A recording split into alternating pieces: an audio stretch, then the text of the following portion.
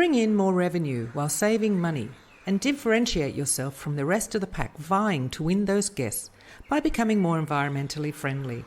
We will show you how easy it is and how cheap it can be, if not free, and share all the opportunities available. So join us each week as we take another step along the green path. That's one more step to differentiate yourself from the rest of the pack. The Green Path podcast is kindly sponsored by Sustonica, the first sustainability certification for vacation rentals that audits homes on their environmentally friendly setup, installs smart measuring tools for water, gas and electricity, and offers an iPad for guests to see their real-time consumption levels. Learn more at sustonica.com. Hi everyone, and welcome to another episode of the Green Path podcast. Today, my guest is the founder of an important initiative, and given the tourism industry's impact on the climate, a very important one. While other sectors were forming their climate emergency declarations, my guest thought that we'd better do it too. Today, I'm chatting with Jeremy from Tourism Declares Climate Emergency, because it is an emergency. Hello, Jeremy. How are you? Deborah, hello there. Very well, thank you much. Thank you very much for coming along today. Jeremy, can you please explain to us what is this, the declaration? What is this climate emergency declaration? Tourism Declares. What is it all about? It is an ever-growing effort to bring together all different parts of our remarkably complex sector in tourism to find out how we can play our different parts, our different roles, collaborate, share best practice, and work together to both reduce emissions across the board around, in order to make less impact on climate change, and also to prepare our businesses and our destinations for the changing climate in which we live. Mm-hmm. So is this declaration, is this a document? Is this like a policy that we sign up for? The declaration is where it began. It began in January 2020 with 14 tour operators from around the world posting a declaration, very much a document, as you said, on their 14 websites, declaring that they declared a climate emergency and committing to make a series of actions. Those actions were that they, first of all, declared that this was an emergency. Then once you commit to it being an emergency, you say it changes the way you treat something. You treat a fire very differently from you treat a slow piece of mold. It's a slightly different way of behaving. To commit to publishing a plan, a climate action plan, which is absolutely essential, that rather than just saying, I think we should do something, to actually say, no, we're going to make this part of our strategy. We're going to come together, write it down, be transparent and share it. To commit that plan would be not just based in it would be nice to do, but based in an understanding of science and one's impact. And the bigger the impact you have on the climate, the more you're going to need to do. And then finally, the last two was to commit to collaborating, to commit to not making this a piece of competition, but sharing ideas, sharing best practice, and to advocating, to just saying, it's all very well, I've done it, but I've got to go out and bring in more people, because it's great that one do it. It's great that 14 started, but we need more and more. So that's where it began. And then it's grown over the following 2-3 years now, starting out as the Tourism Declares a Climate Emergency initiative, growing and getting support now from the United Nations World Tourism Organization, the United Nations Environment Programme, and the Travel Foundation, so that what started as a grassroots initiative by volunteers, which launched 2 months before COVID began and then became something built through the concept, the whole initial lockdowns, is now a UN mandated thing that was launched at the Glasgow climate, COP last year in Glasgow, and so has now become the Glasgow Declaration. What's it called? The Glasgow Declaration for Climate Action in Tourism, which takes the same principles as I just laid out of publishing a climate action plan, of doing all these things, and puts it inside of a sort of UN mandated thing. We now see 700 or more organizations of every scale, from a one-person consultant up to national tourism bodies and everything in between, making that same declaration. And the declaration being the first thing. What matters is what we do subsequent to making the commitment. Okay, let's take it right back to property manager that wants to do something positive, and they're not really sure. They've gotten rid of the single-use plastics at home. They're considering solar panels. If they come to you, what do they get, or what do they have to do if they're not sure of what they should do? On the assumption that they're a registered business, because just from a bureaucratic perspective, they need to be a registered business rather than someone just sort of, opening the door to the house. They can sign the Glasgow Declaration, sign up through Tourism Declares, but particularly sign the Glasgow Declaration. That then commits them to publishing a climate action plan for their business within 12 months. And do you help with that, though? We help in the sense that we bring them into a community we share, who are also publishing their climate action plans.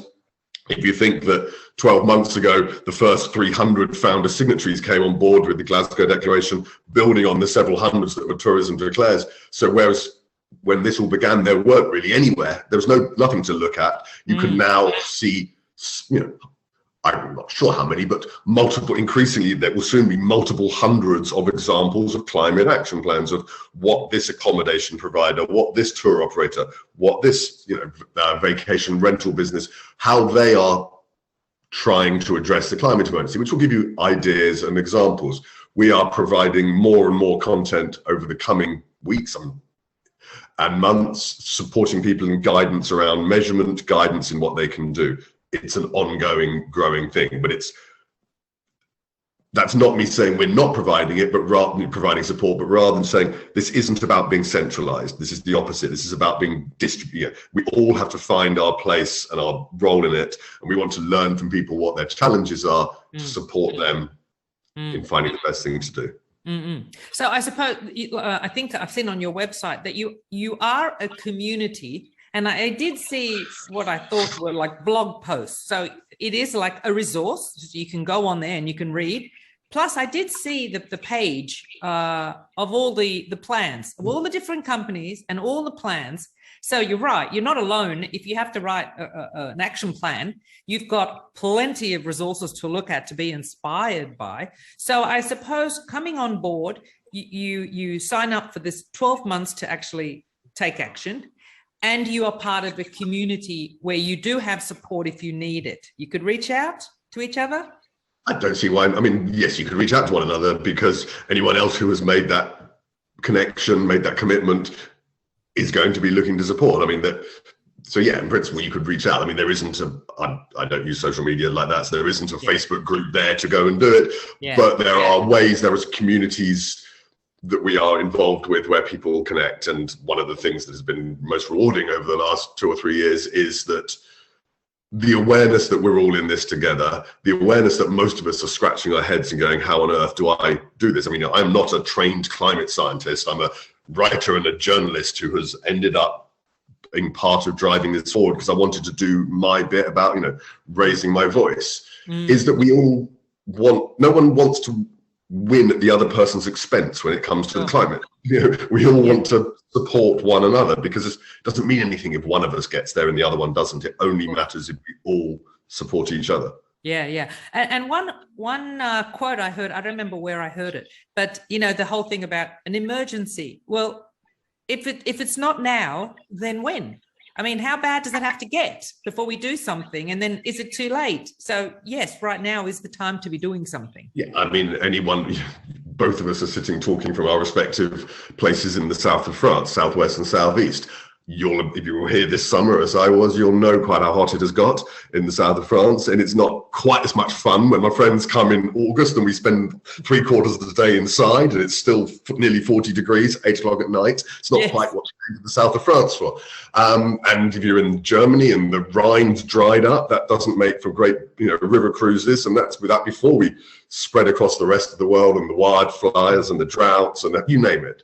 It's now. It's not a future risk that we need to prepare for. It's something that we'd have done really well to put some preparation in 20 years ago. However, it's now. The more we do now, the quicker we do it now, the more we share with one another and get on with it, the better, not even the better prepared, but the better adapted we will be for what is happening around us and the less likely we are to make it that much worse. Yeah. Years to come. Yeah. The one thing that I like about this is that it is the umbrella of tourism. So where we're looking at it, the vacation rental industry, la la la la la la. No, it's aviation, it's the tour operators. There are so many people that are obviously their businesses are affected by it. We're all affected by it, but other people, other industries are doing something about it. So we really do need to get behind it and join forces in this great umbrella of the tourist action group. That's great. Really, really good. Now, is there a fee to join or no? No, pretty. Wish there was. I probably would have had a little more money in my back pocket. Yeah. But no, it's a commitment to work, a commitment to get involved. But you can't. A lot of the people who are suffering most are those least able to have the resources in order to commit, and they shouldn't therefore have a barrier to benefiting because they can't afford some commitments. And everything is free. Yeah, that's amazing. I actually think maybe there should be meetups or something, so people can share. But anyway, that's another story. Yes. So there have been, and there should be, and there will be. And the point is, if people want to be having those meetups, please create them. Just as there should be podcasts, and here there is. So we all have our place to play. So that's fantastic. Yeah, that's great. So just to but to summarize. So as a property manager, I sign up the Glasgow Declaration, and that says I'm going to do something in the next 12 months and put together my action plan. Is it put together my action plan or actually action the action plan within the 12 months? No one. There are however many million businesses of different shapes, sizes, and forms across tourism. Okay. We don't need to create an infrastructure to monitor everyone, whether they've behaved or not. What we need is to encourage everyone to get involved and to move forward and to do their things. This should, if you design something inside of your industry, inside of your business, share it with your teams, agree that's what you're going to work on. Mm-hmm. That's what you're there to do. And then report in and say, hey, we published ours, here it is. People can then see it, people can review it. The point is you're supposed to then, every 12 months, update on progress. Your first climate action plan is a future forward document, a future looking document. Here is what I hope to do. Here's what I intend to do. Mm-hmm. Over the coming years, you'll continue to say, here is what I intend to do, but also say, and here's how we've done so far. Yeah. No one gets chucked out for not doing as well as they'd hoped. We're all not doing as well as we'd hoped. Yeah. The idea is that everyone can find a role of saying, well, actually, I'm not surprised you struggled with that one. We struggled with this one, but you know what?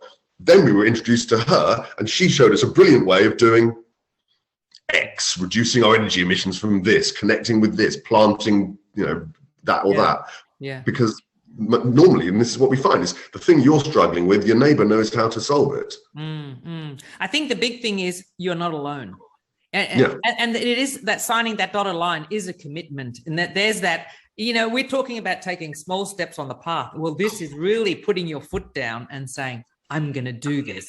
So that's a really interesting thing to do. Sign on the dotted line and be committed. Yeah. And with a community behind you, why not? You're not alone. No. Yeah. I think that's great. So all they have to do is sign up on the website. You just go to, hang on. We'll put the link. I'll put the link in the description below. We'll put the link in the description, the website from there. People can sign up there. It goes through the usual, people checking that the signatures are real and all those sort of things. Yeah. And then it begins. Then you're in. Great. Okay. Well, we're going to wrap up now, but is there anything else that you might want to mention that we haven't touched on? No, I think you've done a really great introduction to what we're doing. And, we're not trying to make this complicated. We're trying to make this simple and collaborative. And I think you've got that across really well. Great. Okay. Well, thank you very much for your time, Jeremy. It's been really great learning about this great initiative. Brilliant. Thank you so much for the invitation, Deborah, and good luck with the rest of the podcast. Thank you. Bye. Bye-bye. Well, I hope you enjoyed that episode and were at least a little bit inspired. If you'd like to catch up on the other episodes that you've missed, just head to thegreenpathpodcast.com. See you next time.